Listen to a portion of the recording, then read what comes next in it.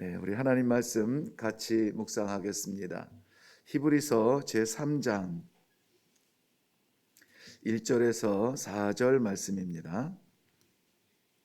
히브리서 제3장 1절에서 4절 말씀까지 우리 같이 읽겠습니다. 시작.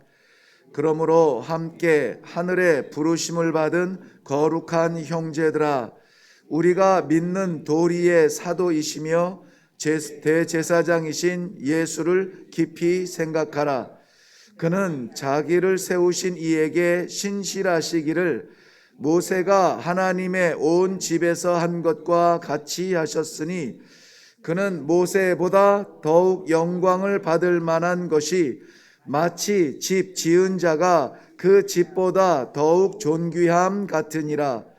집마다 지은 이가 있으니 만물을 지으신 이는 하나님이시라. 아멘. 아멘. 우리 같이 기도하겠습니다. 살아계신 하나님께서 주의 사랑하는 백성들에게 이 하루도 그저 그렇게 지나가는 하루가 아니라 하나님의 나라를 향하여서 한 발자국 더 나아갈 수 있도록 인도하여 주시는 귀한 이 아침 허락하심을 감사합니다. 오늘도 우리의 삶을 살지 않고 아버지의 약속을 따라가는 종의 삶이 되기를 바랍니다. 흔들리지 않도록 말씀하여 주시옵소서. 감사드리오며 예수님 이름으로 기도하옵나이다. 아멘. 네, 오늘 말씀은 아마 누구라도 금방 눈치챌 그런 중요한 핵심이 있는 말씀입니다. 믿는 도리의 사도이시며 대제사장이신 예수를 깊이 생각하라. 많이 바쁘게 살고 있고 또 급하고 황당한 일들 많이 둘러싸여 있음에도 불구하고 오늘 이 시간만큼은 하나님께서 예수를 깊이 생각할 수 있는 그러한 기회를 저희들에게 주셔서 얼마나 감사한지 모릅니다. 가는 길 멈추시고 잠시 이 자리에서 오직 주님만, 예수님만 깊이 생각해보는 그러한 시간이 되기를 바랍니다.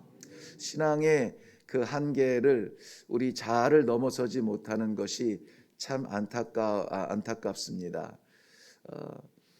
하나님이 뭐라고 말씀하셔도, 하나님의 기대가 무엇이어도, 하나님께서 성령을 통하여서 우리들에게 끊임없이 반복적으로 말씀을 해 주셔도 우리는 그 응답의 한계가 내 자아를 넘지 못합니다. 내가 할 수 있는 데까지가 은혜고 할 수 있는 한계를 넘어서면 부담이 되기 시작하죠. 내가 하고 싶은 것까지가 충성이고 하고 싶지 않은 일이 맡겨졌을 때는 도망하고 싶은 마음이 먼저 생기는 것이 오늘 우리가 살아가는 신앙이라는 우리 마음입니다. 그런데 오늘 하나님께서 우리에게 그런 것 생각하지 말고 네 한계나 네 형편이나 네 능력을 생각하지 말고 오직 예수만 한번 깊이 생각해 보아라 하는 그런 말씀이에요. 제목만 생각해도 은혜가 됩니다. 제목만 붙들어도 오늘 우리가 성도로서 하나님께서 기뻐하시는 맡기신 일을 잘 감당할 수 있을 것 같습니다. 깊이 생각한다. 깊이 생각한다는 말은 무슨 말일까요? 급할 때 언뜻 떠오르는 그러한 생각, 그러한 어떤 것일까요? 그것은 아닙니다. 아니면은 언젠가 우리들에게 흔적처럼 남아있는 추억하는 그러한 것을 깊이 생각한다라고 말할까요? 그렇지는 않습니다. 깊이 생각한다는 말은 문자적으로 보면은 지속적인 관심을 가지고 이해하라. 그 두 가지가 중요하죠. 지속성이 중요하고요. 이해하는 것이 중요합니다. 내 세계에 하나님의 뜻을 가져오지 말고 하나님의 뜻이 무엇인지 이해해 보려고 시도하는 것, 이것이 순전한 믿음이라 우리는 이렇게 생각할 수가 있겠습니다. 깊이 생각하라. 지속성과 계속성입니다. 그저 순간순간 떠오르는 이름이 아니고 저는 이 실제적인 적용을 하는 것을 참 즐겨합니다. 예를 들어서 어제 삶 가운데, 오늘은 기대가 이제 말씀을 통해서 생기지만 어제 우리 삶 가운데서 우리는 얼마나 의지적으로 지속적으로 꾸준히 우리가 주님이라 부르는 예수님을 생각했던가. 이것은 머릿속에 떠오르는 리마인드 되는 그런 생각이 아니라, 기억이 아니라 그 뜻이 무엇인지를 이해하려고 했던가 하는 것이죠. 그래서 아이처럼 자꾸 물어보는 거 좋아해요. 어디를 갈 때 주님 허락하신 이 만남을 통해서 무엇을 원하십니까? 나 이제 갑니다.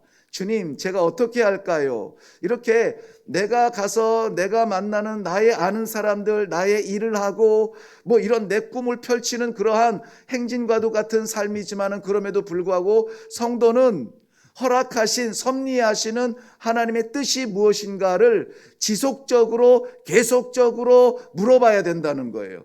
왜 물어봐야 됩니까? 우린 자꾸 잊어요.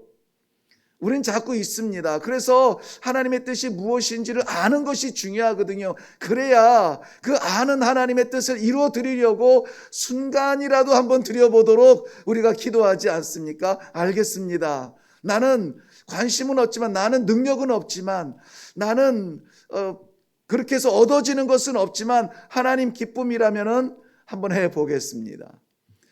이런 것들이 아주 사소한 일들 가운데서 나타나는 것이 진정한 신앙이 아닐까요? 꼭 왜 하나님을 절벽에서만 만나려고 하십니까?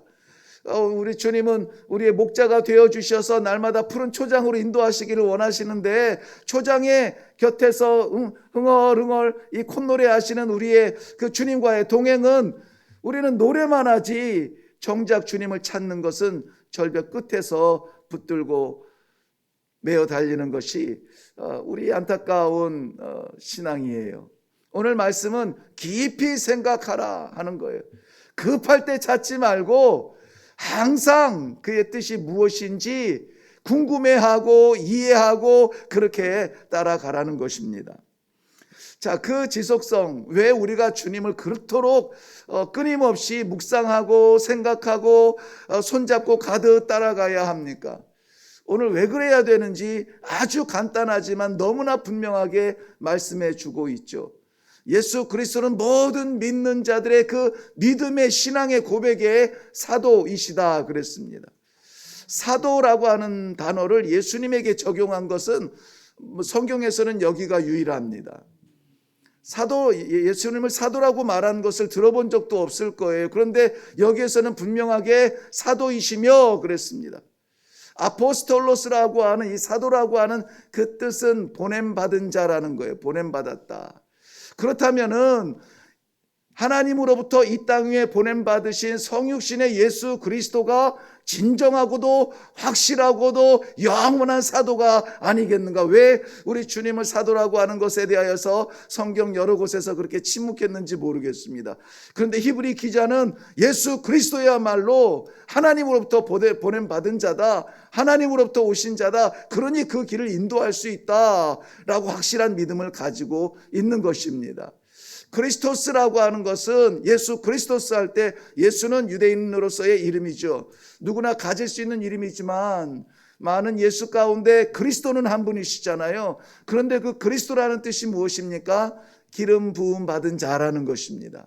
기름 부음 받은 자. 무엇으로서? 대제사장으로서. 오늘 이제 밑에 나오기도 합니다만은 대제사장으로서 기름 부음 받은 자라는 것입니다. 시편 133편 말씀에 보면은 아론의 머리에 있는 그 보배로운 기름이 아론의 수염에 흘러내려서 옷깃까지 적셨다라고 하는 그 제사장으로 부름받았을 때, 임명받았을 때에 하나님께서 부어주신 그 보배로운 기름 부음 받은 자가 예수 그리스도시라는 것입니다.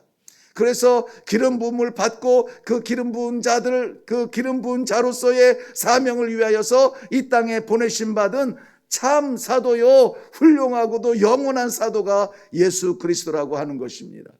예수님께서는 친히 스스로 이렇게 마태복음 28장 18절에 말씀하셨습니다. 예수께서 나와 일러 가라사대 하늘과 땅의 모든 권세를 내게 주셨으니.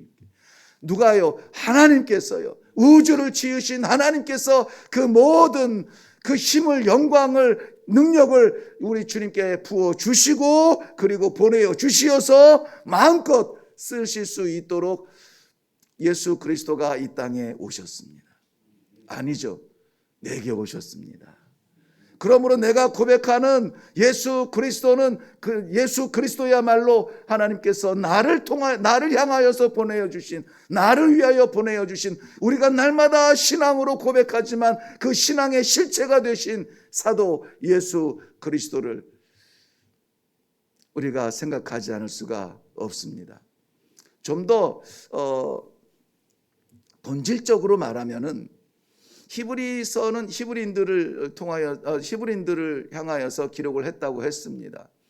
이 사람 저 사람, 로마인이면 로마인에게, 유대인이면 유대인에게, 모든 사람에게 이렇게 치이면서 손가락질 받으며 긴장 가운데 살아가는 그 히브리인들을 향하여서 기록을 했다고 했습니다. 그들이 어떻게 이 복음을 받았습니까? 사도들을 통하여서 받았습니다. 그런데 저들의 이 지상에서 저들에게 이 복음을 전해준 사도 중에 사도요, 그들을 통하여서 받은 복음을 신앙으로 고백하는 그 고백, 믿음의 본체이신 예수 그리스도를 바라보지 않고 복음을 받았다 말할 수가 없는 것입니다.